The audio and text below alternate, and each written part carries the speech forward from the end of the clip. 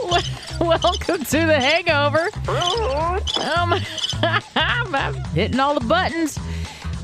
You know you're here. You're at Tater's Big Show Hangover. It's episode 18. I should do that over, but I'm not gonna. We're all here for one more round. I swear I haven't been drinking yet. Woo! We have made it through Cinco de Mayo and made it to Mother's Day Sunday 2026. All within the span of 7 days since we last spent some time together.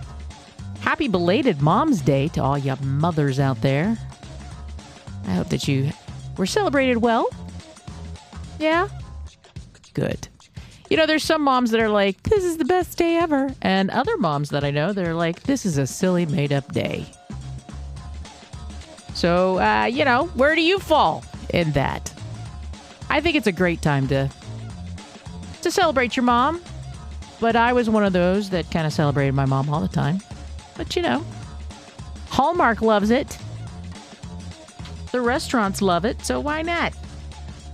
Big week for me, you guys. Family-wise, anyway. Don't have kids. I think you all knew that, right?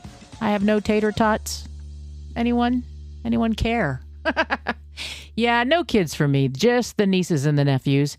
And it was a big weekend for my first nephew, Carson. He graduated from NC State, and he was also commissioned as a U.S. Navy officer. So very proud of him. I wept. When he was taking his oath, I cried. Anybody else out there, did you cry when your kids were taking their oath into the military? Man, it's just such respect. I just was crying. And I think I also was crying because, I was proud of him. I was super happy for my brother and sister-in-law. They, as a family, with his two sisters, are just amazing to watch. So I love their family unit. But I also was a little sad that the grandparents weren't there. And they weren't there because they're not here. Both sets of his grandparents are deceased. And I specifically were thinking about my parents and how proud they are. And how I'll start crying if I start thinking about it. But just what a day that would have been for them to witness. And so I guess being the matriarch of the family now, I just was overcome with the emotion and feeling, I guess, like a proud grandma because I was a very proud auntie. So proud of my Carson. So now Carson is going off to power school, and then he will be on a nuclear sub. And I think what caught me the most was the commander of the ROTC at NC State and then also their chancellor during their Saturday graduation, basically thanking them for protecting their children. That hits hard, doesn't it? At the Big Show, we always respected and honored the military and veterans. And this was just something, seeing it in the beginning stages. I mean, it's not the beginning stages because he spent 4 years in officer training school there at NC State. But to see the pageantry and the respect from the whole university, what they did on Saturday was just amazing. And wow. So yeah, I thank Carson. I thank all of the military. I thank all of the veterans for protecting us and protecting our freedom, and to actually be invited to see a slice of that happen. I was just honored. And then my other nephew, second-born nephew, Miles, middle school athletic banquet. They had their award ceremony. He received Athlete of the Year. Way to go, Miles. He also got an MVP award for football and the MVP award for track. I couldn't be more proud of him. Off to high school he goes, and they've already started high school football spring stuff. I'm not quite sure because when I was a trainer for the football team, we didn't really get together until the summertime. And then when they'd start doing two-a-days, so like around in July, they started practicing, and I say we because I had to be there, and never knew about it the spring before the school year even started. So kudos to them. So he got to do that. So already doing football drills, Congratulations to Miles for all your awards. Congratulations to Carson for all of his awards and his diploma. You kids are rocking it.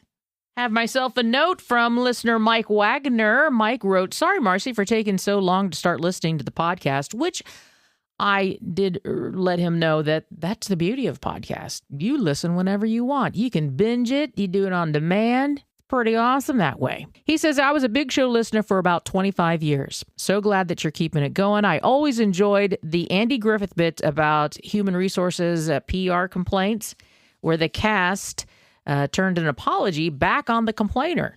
Did the show really get many complaints? And if so, why would they keep listening or even complain? You don't need to reply if it saves you time going through comments.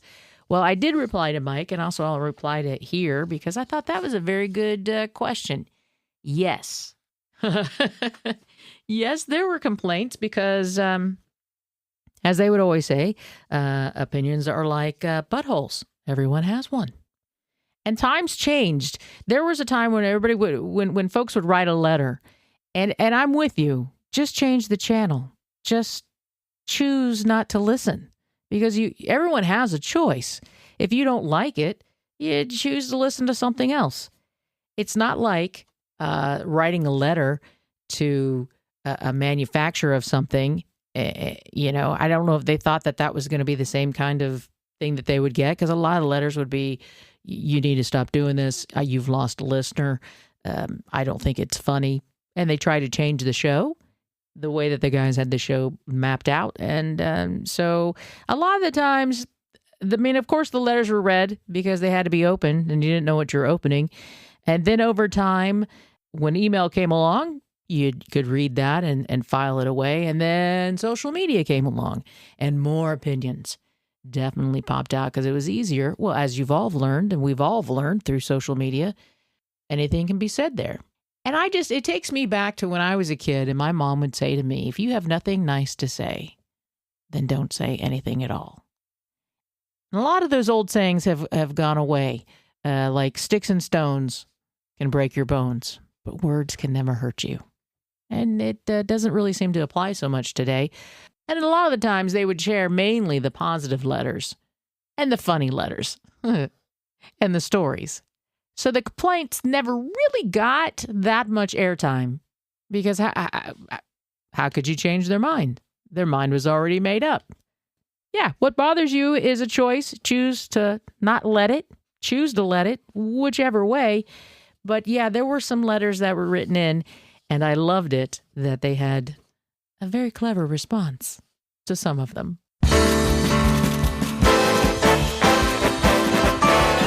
Letters, oh, we get letters.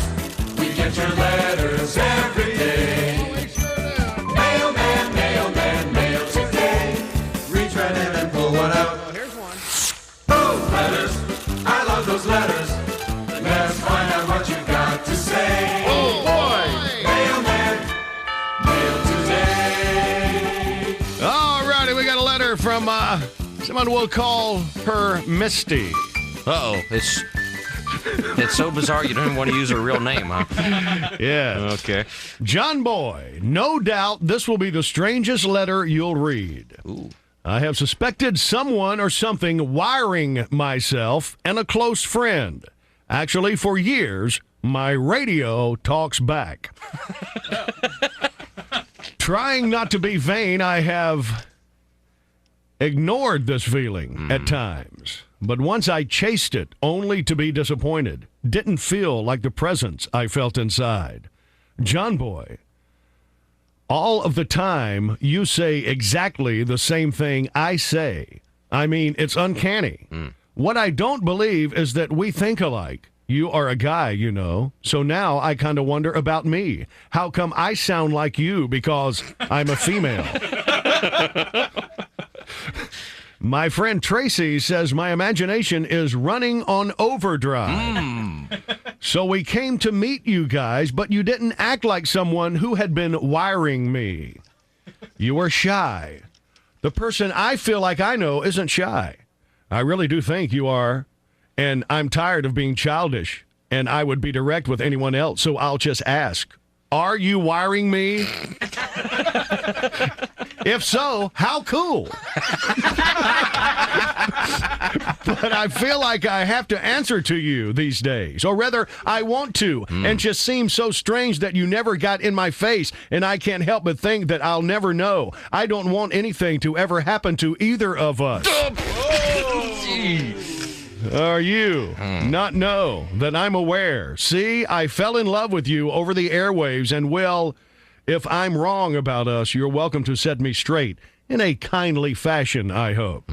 And I mailed the postcard. I'm sorry I never meant you any harm, only deep admiration, respect. You've been a private fantasy. Feel free to get in touch. I wish you would. Love, Misty. P.S. John Boy, if I'm right, thank you so much for being a friend. I've wished for you for eternity. The feeling was true. Whenever they start talking about eternity, are you flying away? Then I wish you love, peace, and happiness with all that I am. No one understands better. Only why did you never take what was readily willing? Tell me. Love, Misty. Could we bring in Andy Taylor to respond to this? Our PR doctor, because I don't think I can. One, two. Yeah, there Is you this go. the microphone right here? That's it. That's all. Well, good morning there, John Boy. Morning, Mr. Tater. Morning, Billy. And morning to you, Misty. Ma'am, you have sure enough dumped a bucket out on the ground here. Now, Misty, I've known John Boy here for years, and while I'll admit he does get a little bit touchy-feely over the airwaves, especially with the ladies, I got to say, I don't believe he's the type to go to, what was it you called here? Wiring anybody. As for your radio talking back to you, well, ma'am, I think your friend Tracy there sounds like a pretty sharp young lady. She said something about your imagination running on overdrive. You know what? I think she just might be onto something. Yes, ma'am, I do. Sounds to me like your imagination has done slum plumb down into all-wheel drive. Now, as far as you feeling a presence inside of you there, that's a tough one. I'm going to have to study about it. But let me ask you a few things on that. When this here presence comes on you, do you find yourself telling real old jokes to folks?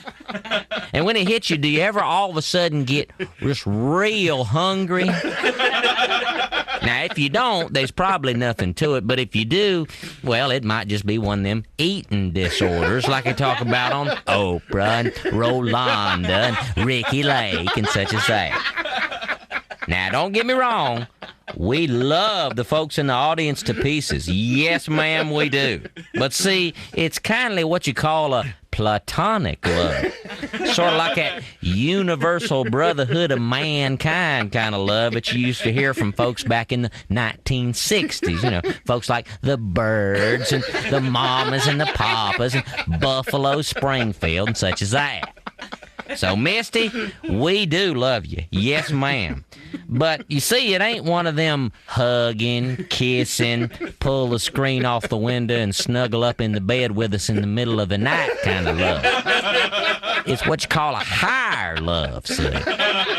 Now, John Boy, next time you think of something you're fixing to say, right at the last minute, could you just change it up and say something else? I mean, I believe Misty would rest a whole lot easier on that, you know, and she digs you now, so you go on and dig her right back.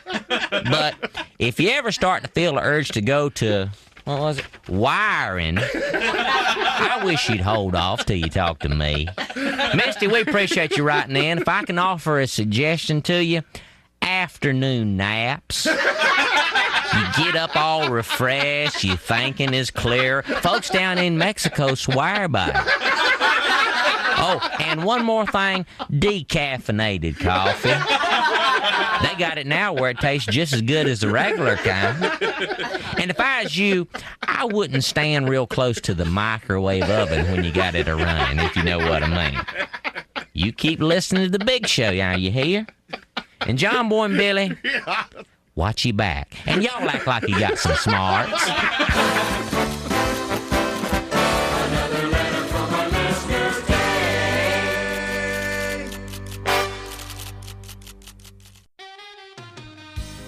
Hey. How about some Tatertainment for episode 18? Let's do it. First off, though, I have to start little sad with some condolences. Media mogul, restaurant owner, sports team owner, philanthropist, former boss, and good friend of Terry Hansen, Mr. Ted Turner passed away last week on Wednesday. He was 87 years old. He's best known for creating television's first superstation, WTBS, and the first 24-hour news channel, CNN. He inherited his father's billboard company, Turner Advertising, when he was 24 years old after his father passed away. Then Ted bought what would eventually become TBS in 1970. Then he bought the Atlanta Braves and a controlling share of the Atlanta Hawks in 1976, and then broadcast their games across the country on TBS. He began CNN in 1982 as the world's first 24-hour cable news network. And Ted leaves behind 5 kids from his 3 marriages, and 1 celebrity marriage was Jane Fonda. Now, Hansen did text me last week. We chatted about it, and he's going to come on in an episode here in the future. Maybe a call with a coworker since he's up there in St. Louis. And we'll discuss Ted and give Hansen a time to give a eulogy for his buddy, and also to hear more stories, because there's so much more to Ted Turner than just that quick little snippet that I gave you. So we'll be able to just kind of look over his life and let him talk about his friend. And I give my condolences to you, Hansen, because I know you guys were good friends, and to the Turner family. Our thoughts and prayers go out to you. Savannah Guthrie in the news, and it's for not what you think. She's adding her new role at NBC. The co-anchor of the Today Show announced that she'll be hosting a brand new game show based on the wildly popular word puzzle game called Wordle. Y'all remember Wordle? Didn't it come out like maybe right before COVID? It has to be like 6 or 7 years old, but Wordle. The show's being executive produced by Jimmy Fallon in partnership with the New York Times, which owns the game Wordle. So Savannah and Jimmy revealed the news on the Today Show this past Monday, saying that the show's going to be fast-paced, it's going to be fun, and it's going to be family-friendly, which was the whole point of doing Wordle and sharing it with your friends. Savannah will continue to work on the Today Show while taking on the new hosting gig, with the Wordle game show expected to begin shooting this summer. Now, they had been working on the Wordle show for a long time, and they found out in February that they actually were picked up by NBC, and they were supposed to start shooting the game show in March. Well, then, of course, her mother disappeared, and everything got put on hold. And she was really thankful to Jimmy, to all the producers, to the executives for letting them put a pause on it, and it meant a lot to her, according to People Magazine. And also, Savannah celebrated Mother's Day with a montage of video and photos of her mom, Nancy Guthrie. She wrote during that, quote, "We will never stop looking for you. We will never be at peace until we find you. Someone knows something that can make the difference. Please call 1-800-CALL-FBI. You can be anonymous, and the reward remains available." End quote. God bless those folks. God bless Nancy Guthrie. You want to hear something crazy? It involves Kim Kardashian. Well, it's just kind of like a degree of Kim Kardashian. Her hairstylist, y'all. This is the story. Chris Appleton is his name, and he once charged an unnamed client $200,000 for a haircut. He justified that amount, claiming that it covered his flights, and business expenses. So there's this person named Jamie Lang that has a podcast called The Great Company Podcast. And he said on there, quote, "There's so much that goes into this. There was a lot of traveling. It was a whole commitment. So when you break it down, it's not as much," end quote. He has other clients, Jennifer Lopez, Christina Aguilera, Ariana Grande. I'm not really mad at Chris. I'm assuming it's a gentleman. Yeah, I said he. All right, so Chris, because if he said it's going to cost you $200,000 to get me to come to you, and you got to, feed me, give me a place to stay, pay for my flights, and pay for the haircut, and whoever this person was said, okay. Kudos to you, Mr. Appleton. Way to work it. Met Gala happened. Oh, the Met Gala.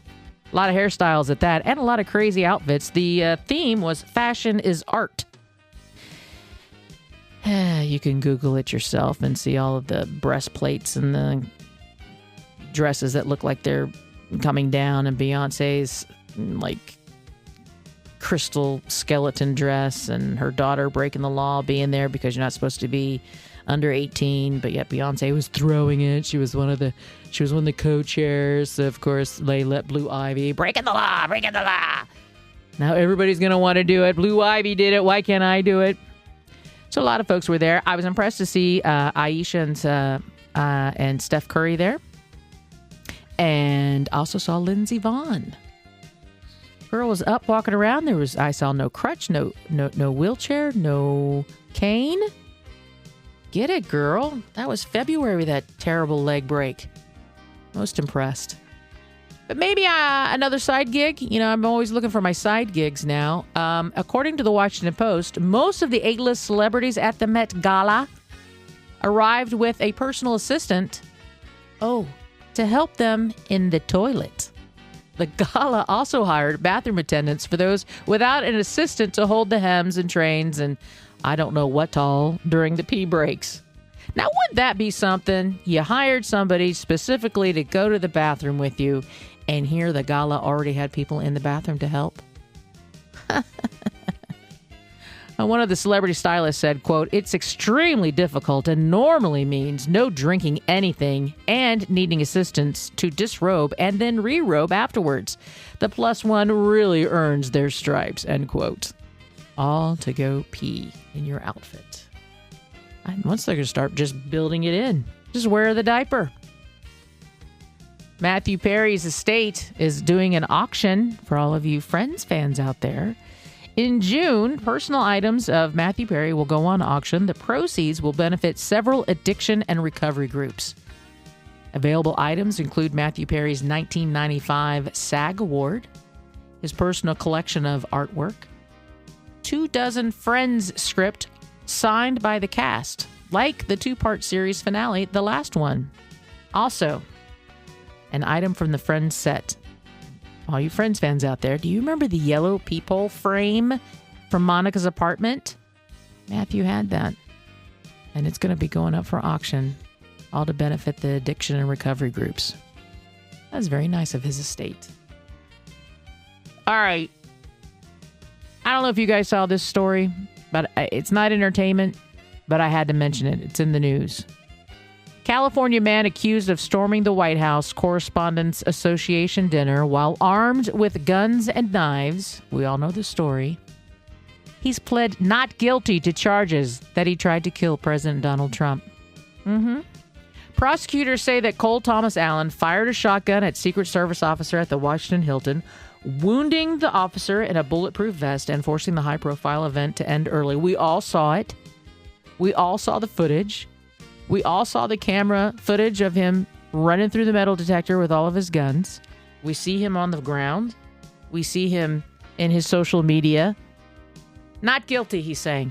Wasn't me. Wasn't me. Didn't do it. No, not me. It's so crazy out there. Lawyers, I love you. And also, this should be open and closed. And they're stalling it now. It's gonna take a while. They're stalling it because, when he appeared in court on this past Monday, he appeared in federal court. He was in shackles.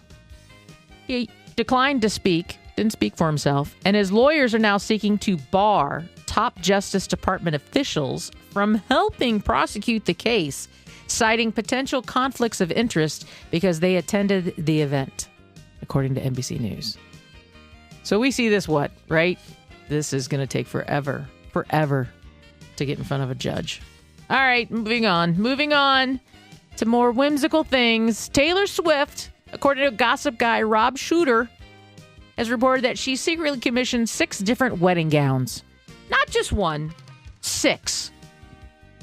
But I'm thinking Taylor's pretty smart. I'm not thinking there's going to be a wardrobe change. I'm thinking she already knows that people are wanting to know and are going to leak, even if they signed a non-disclosure. And she's probably not even going to be wearing any of those 6. And she's probably going to surprise all of them. Go, girl. And my last story, the first ever Enhanced Games is happening. That's right. The first ever Enhanced Games allows athletes to juice up on performance-enhancing drugs like steroids, which are banned for Olympians. Not for the Enhanced Games. The founder aims to showcase the superhuman power and speed in short-distance track events, swimming, and weightlifting. And the winner in each event is guaranteed $250,000.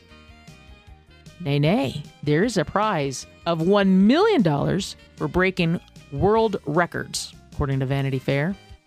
The inaugural Enhanced Games are scheduled during Memorial Day weekend at the Resorts World Las Vegas. Get your tickets now. But you could also stream it live on YouTube. Don't think I ever ended a Tatertainment at the end of the music. The joys of podcasting. Matthew Eubanks writes me, is there a chance you can play the challenge of the fruits? Sure. A very famous playhouse. It's starring John Boy, Billy. I believe you will hear Coach Cobb breathing into the microphone. Pillars. And I think Robert D. Rayford. Welcome to John Boy and Billy Playhouse. Today's episode, The Challenge of the Fruits. As our story opens, John Boy and Billy, Cubby Bunny, and Jeff Pillars are standing at the edge of the thick tropical jungle of a small, uncharted island in the South Pacific. Pillars, you stupid! Hey, John Boy, I'm going to South Pacific to scout locations for the John Boy and Billy movie. You and Cobby ought to come with me. It'll be great. Dangerous? Nah, what could happen? Why am I sounding like Hillary Clinton all of a sudden?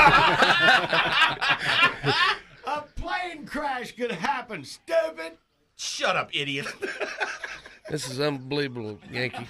I don't want to hear from you either.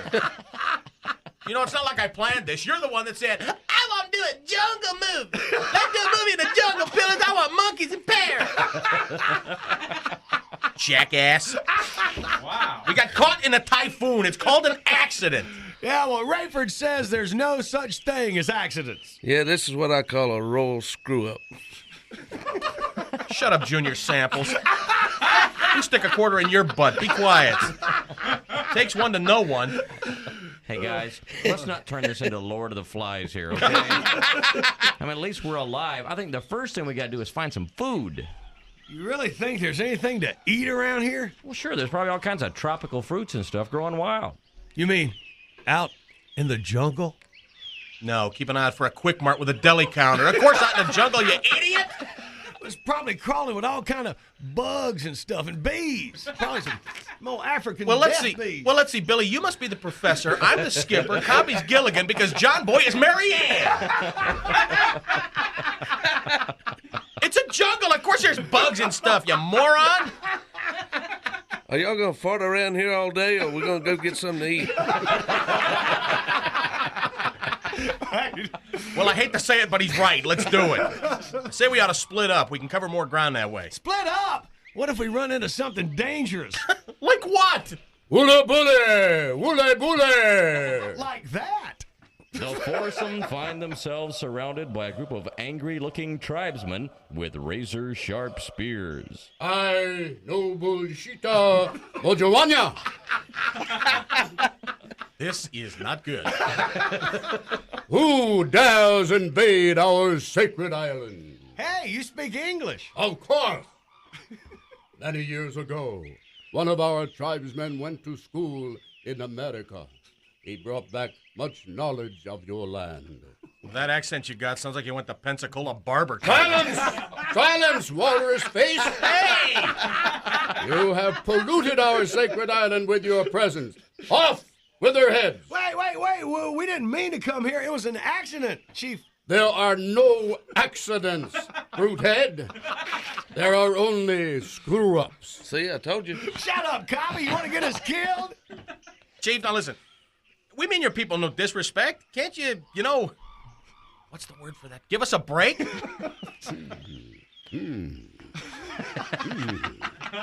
There is one possibility. I will let you live if you pass the challenge of the fruits. Oh, boy. Challenge of the fruits. What's that, Pillars? Sounds like a prison island.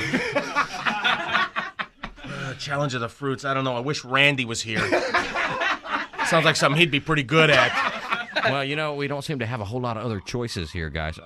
Okay, Chief, what's the challenge of the fruits? Each of you must go into the jungle, pick some of the native fruit, bring it back here. Then I will explain the challenge. All right, you losers, let's move it. The foursome each head off in a different direction. 5 minutes later, Billy is the first to return. Are you hitting on me? So you have chosen one of our native bananas. Yeah. So, what's the challenge of the fruit? You must take the fruit that you have chosen Uh-huh. and stick it where the sun does not shine. Oh, boy. If you do it, we will let you live. But I must warn you, if you cry out in pain, we will chop off your head. Are you ready? You know what? Go ahead and chop off my head. Because when I think about all the crap I'd have to take from the other guys when we get back to civilization, I think I'd rather just get it over with quick. As you wish. Off with his head. The heavy stone blade severs Billy's head from his body.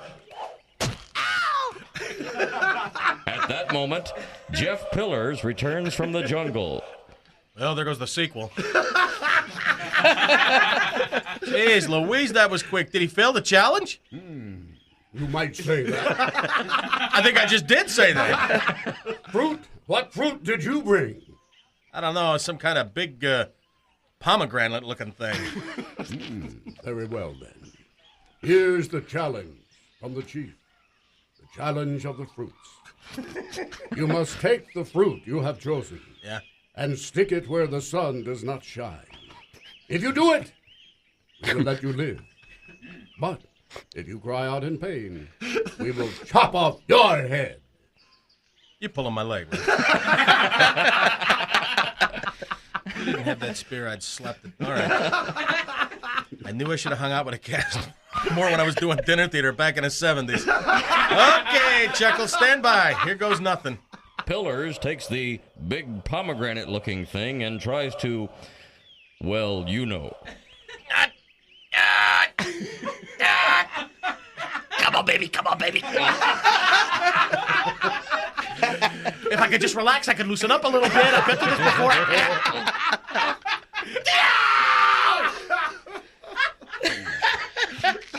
You might have passed the prostate test, but you have failed the challenge of the fruits. Just kill me! Off with his head. The stone axe falls again, and Pillars follows Billy into oblivion. At that moment, John Boy returns from his hunting trip. Hey, man, what the? Pillars, Billy, I can't believe it. Shut up, crybaby. Your friends have failed. Are you ready for the challenge of the fruits? If they fail, what kind of chance do I have? We have this thing called the Stoopy Quiz back home. Well, never mind. Okay, Chief, what's the challenge of the fruits? You must take the fruit you have chosen and stick it where the sun does not shine. No, really. And all of those birds and animals back there, they will be able to see it. If you are able to do it, we will let you live. But if you cry out in pain, we will chop off your head. But I brought back a bunch of little bitty berries. How in the world am I gonna... One at a time. Oh, boy. Okay, here we go. The berries begin to disappear into John Boy's, well, you know. Oh, man, this is gross. No. At least they're small berries. It's just... Ooh. Okay. I see. Just a few more. Let me sniff around here. Laugh, fool. You have failed the challenge of the fruits. Off with his head. The stone axe swings down a third time, and John Boy's head thumps to the ground. A few minutes later, at the entrance to the pearly gates. So, did it hurt when they chopped your head off? Well, not really. It was over so quick, I really didn't feel anything. Yeah. Well, lucky you. Let me tell you, the size of that pomegranate, I wish I'd taken a quick one in the neck like you did. Hey, look, there comes John Boy. Hey, stupid, over here! Hey, guys. What's with you, man? What do you mean? I mean, we were watching you from up here. I had a piece of fruit the size of a baseball. You had a handful of tiny little berries. How come you freaked out like that? Well, man, I was going pretty good there for a while. Got in my rhythm. Kept it just smooth. You got to go slow to go fast. I know, I saw. Right, get on with it.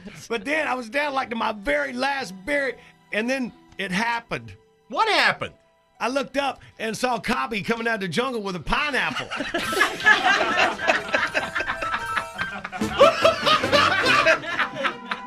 We hope you've enjoyed John Boy and Billy Playhouse. There goes the other sequel. Tune in again next time when we'll hear crusty old St. Peter say, Hey, big man, let me hold $1. Oh, stupids. I got a note here from James Stakely. He says, I commented several weeks back, but I look forward to your show every week. I appreciate the old bits, taking me back in time. Keep on keeping on. Well, James, thank you very much. I've really enjoyed everybody's comments and the things that you've brought to mind because it helps me remember stuff. And I think it's great how this is kind of forming and how it's kind of a Q&A, and then we get to hear the bit that you're talking about, and it makes me feel good. Mark Howell writes, Hey, Tater, I've been faithfully listening to every podcast. It's a Tuesday ritual now. Coffee with Tater. I dig that, Mark. Mark from Gastonia, listening from a mountaintop in West Virginia. Hey, homie. Glad you're over in West Virginia. Hope that's some R&R for you. I'm digging the things that you guys are coming up with. Coffee with Tater, Tater's Tuesdays. That has been the best part, talking with everybody on social media. And I was just thinking about it. I must have worried for 3 weeks about what I was going to wear to all of the events this past week and weekend with Carson's graduation and then the commissioning. Like the invitation for that said formal attire.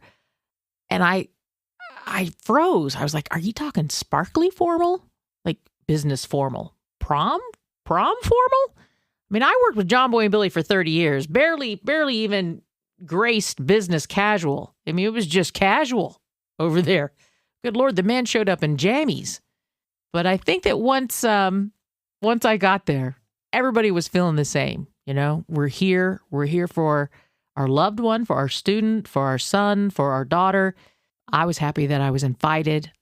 I was happy that I showed up. They were glad I made the effort.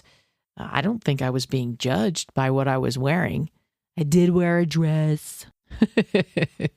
You know what? And if I was being judged, who cares? That's the joy of being 50 now. I mean, 20 years ago, I would have been just crazy worrying about it. Oh, and I hate to shop. Shopping is the worst.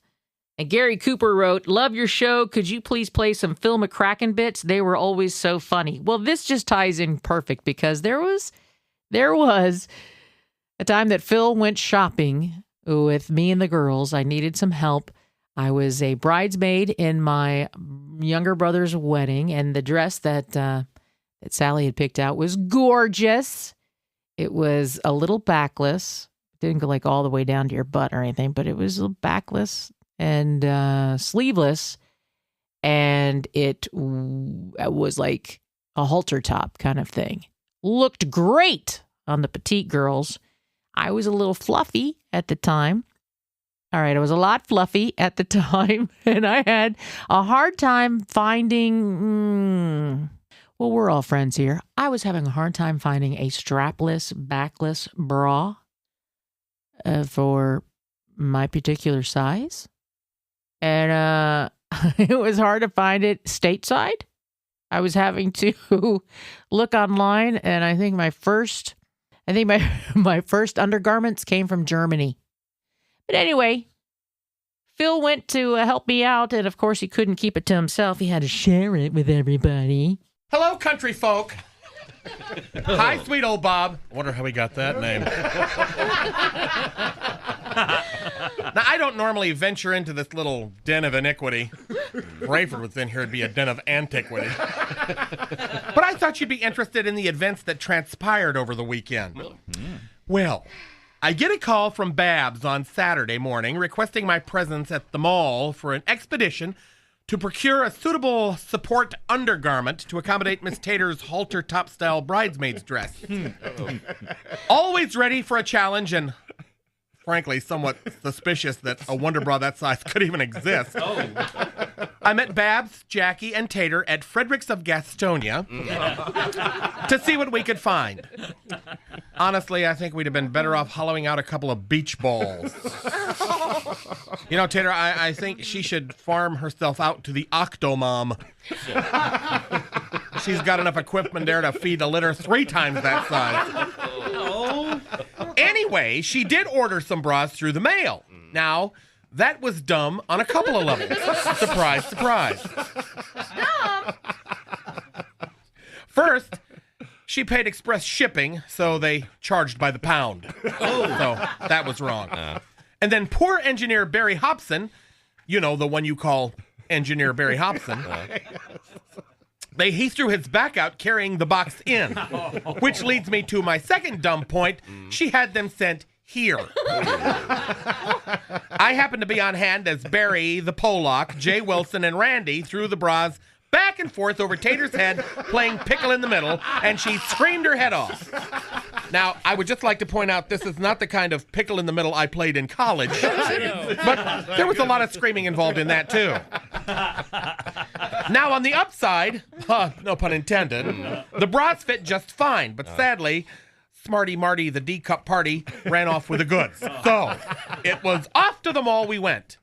We finally found what we were looking for at a store in the strip mall next to the KFC and the dog groomers called The Wizard of Bras. And it was so inspiring, I wrote a song about it. Like to hear it?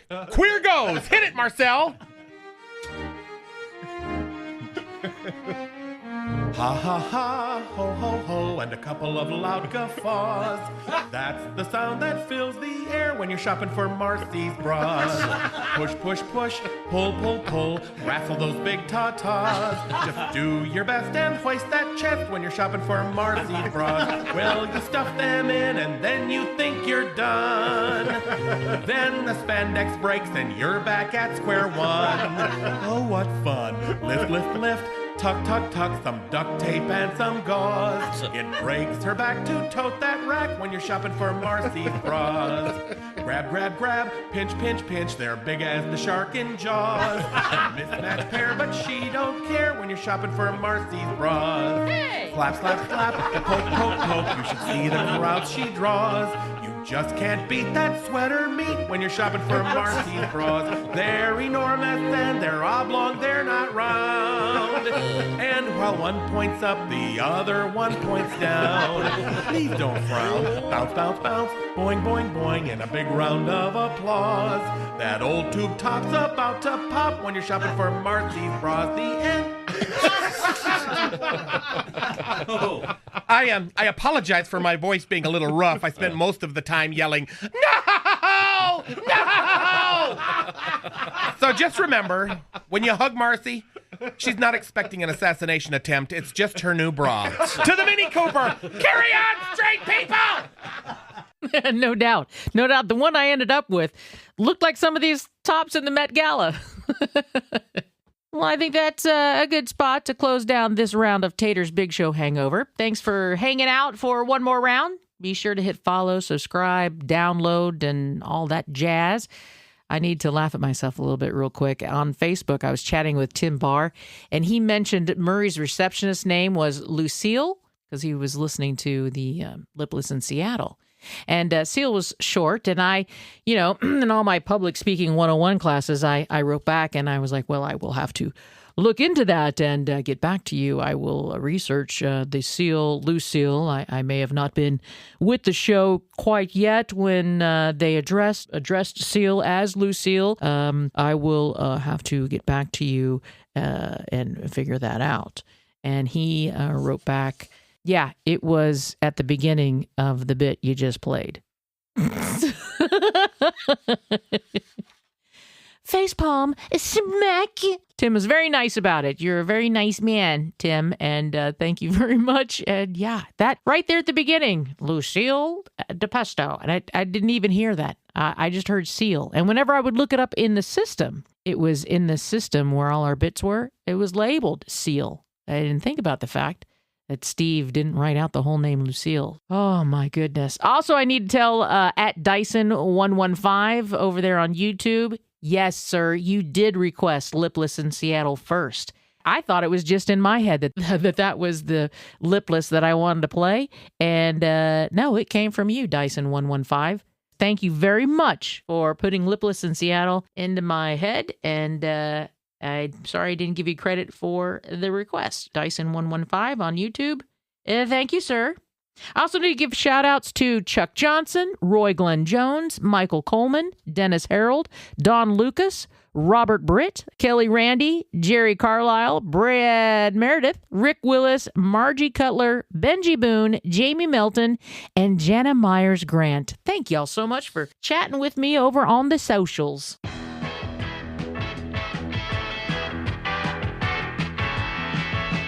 I also need to give a shout out to Barry for being my person and my personal engineer. To Outdoor Hands, thank you, being a title sponsor of the Tater Big Show Hangover. To my friends who have supported me since the beginning, I love you. And my family, thanks for everything, always. I love you all. And to John Boy and Billy for allowing me to share their bits with all of you. Those bits are available in the bitbox at thebigshow.com for $1. And be sure to go check John Boy out over at the John Boy and Billy Big Show Facebook page. Y'all be good.